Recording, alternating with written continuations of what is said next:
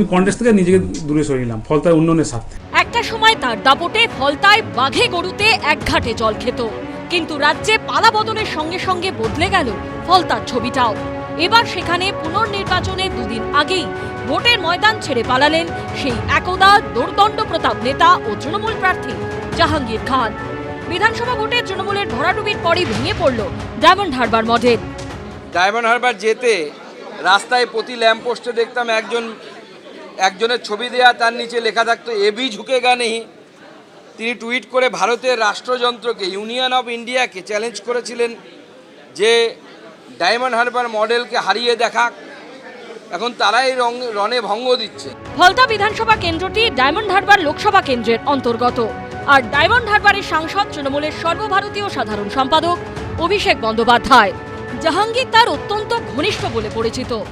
সেই জাহাঙ্গীর যেভাবে ভোটের আগে ময়দান ছেড়ে পালালেন, তাতে ডায়মন্ড হারবার মডেলের কঙ্কালসার চেহারাটাই সামনে চলে এলো। সিপিএম নেতা সুজন চক্রবর্তী সোশ্যাল মিডিয়ায় লিখেছেন, ফলতা বিধানসভা আমি এবং আমরা প্রচার করে এলাম।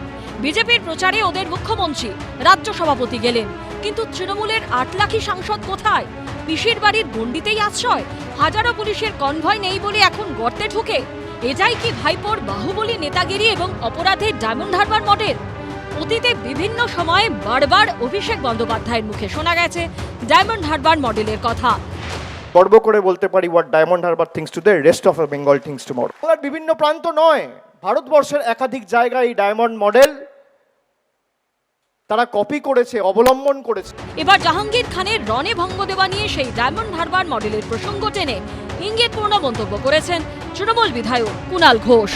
এটা ডায়মন্ড হারবার মডেল এরিয়ার অন্তর্গত, ফলে এখানে অভিষেক বন্দ্যোপাধ্যায়, তিনি মাননীয় সাংসদ, বিপুল ভোটে ওখানে জিতেছিলেন। নিশ্চয়ই তিনি বিচার বিশ্লেষণ করছেন, ও ব্যাপারটা উনি বলতে পারবেন। বিধানসভা ভোটে ফলতায় ব্যাপক কারচুপির অভিযোগ সামনে আসে। জেনারেল অবজারভার ও অন্যান্য অফিসাররা মিলে স্ক্রুটিনি করেন, জমা পড়ে রিপোর্ট দেখে নির্বাচন কমিশন জানায়, ফলতা বিধানসভার 285টি বুথের মধ্যে 60টি বুথে ভোট চলাকালীন বেনিয়ম ধরা পড়েছে। সিসিটিভি ফুটেজে অনেক বুথে একসঙ্গে অনেককে ঢুকতে বেরোতে দেখা গেছে। বহু বুথে সিসিটিভি ফুটেজও মেলেনি। 13টি বুথের ফুটেজে ব্যাপক গরমিল দেখা গেছে।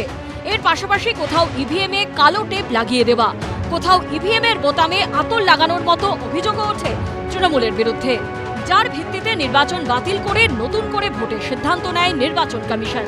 তারপরে অভিষেক বন্দ্যোপাধ্যায় সোশ্যাল মিডিয়ায় লিখেছিলেন, 10 বার জন্ম নিলেও তোমাদের বাংলা বিরোধী গুজরাটি গ্যাং এবং তাদের হাতের পুতুল জ্ঞানেশ কুমার আমার ডায়মন্ড হারবার মডেলে সামান্যতম আঁচড়ও কাটতে পারবে না। যদিও পুনর্নির্বাচনের আগে আর ফলতায় প্রচারে যাননি অভিষেক বন্দ্যোপাধ্যায়। ভাইপো বাবু এলেন না কেন প্রচারে গুরুত্ব দেখা মেলেনি। এবার ভোটের আগে অসহায় আত্মসমর্পণ করলেন শীর্ষ। বৃহস্পতিবার ফলতার পুনর্নির্বাচন, যেখানে 35 কোম্পানি কেন্দ্রীয় বাহিনী অর্থাৎ প্রায় 3500 কেন্দ্রীয় বাহিনী মোতায়েন করা হবে বলে কমিশন সূত্রে খবর। পার্থপ্রতিম ঘোষ, সন্দীপ সরকার ও উজ্জ্বল মুখোপাধ্যায়ের রিপোর্ট, এবিপি আনন্দ। এবিপি আনন্দ, এগিয়ে থাকে, এগিয়ে রাখে।